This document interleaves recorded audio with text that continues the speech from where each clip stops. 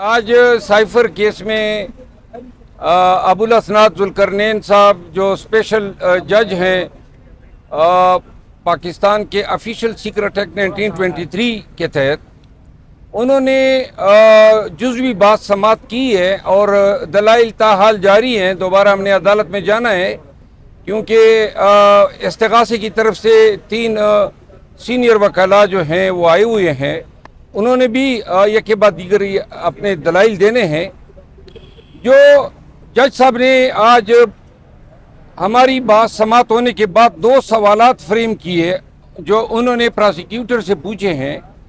उसमें पहला सवाल ये है कि दफ़ा 5 ऑफिशियल सीक्रेट एक्ट 1923 के इतलाक के लिए ज़रूरी है कि किसी दुश्मन मुल्क को मालूमात दी गई हो, और दूसरा जो मालूमात हैं या इंफॉर्मेशन जिसको साइफर कहा जा रहा है वो गैर कानूनी तौर पर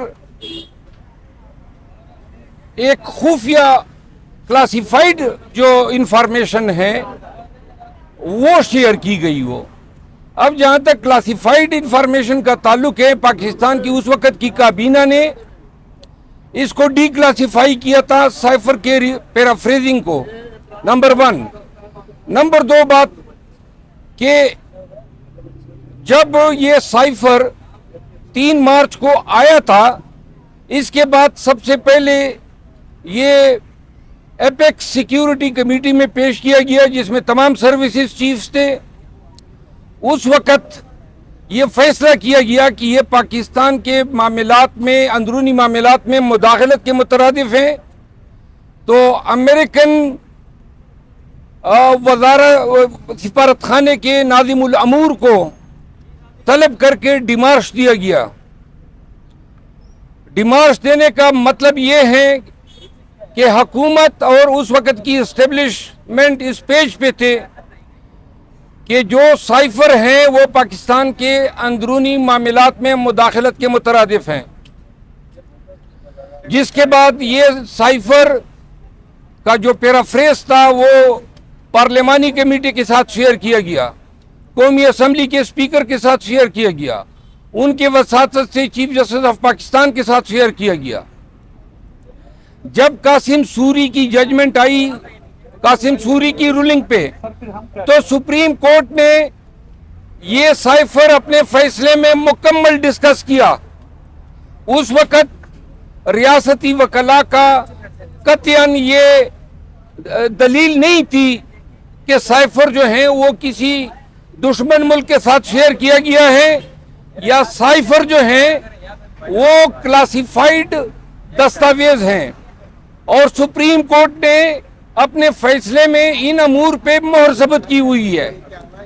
आज जो है 1 साल और 4 माह के बाद उसी साइफर को उन्होंने एक दूसरा मौक़िफ़ जो है के साथ पेश किया है, इसको ताज़ीरी जुर्म बना दिया है, और जिसमें इन्होंने इमरान खान साहब को जो है 1 माह और 10 अयाम से नज़रबंद किया हुआ है।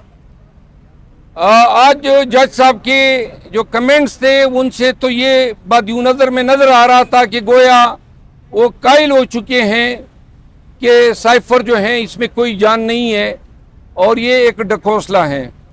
लेकिन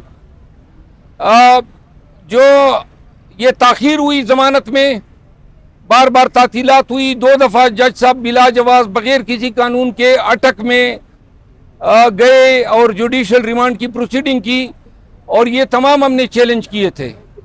ये चीज़ें जो हैं हमें ख़दशात दे रही हैं, लिहाजा आज ये बात मुकम्मल होने के बाद दोबारा आपसे गुफ्तगू करेंगे।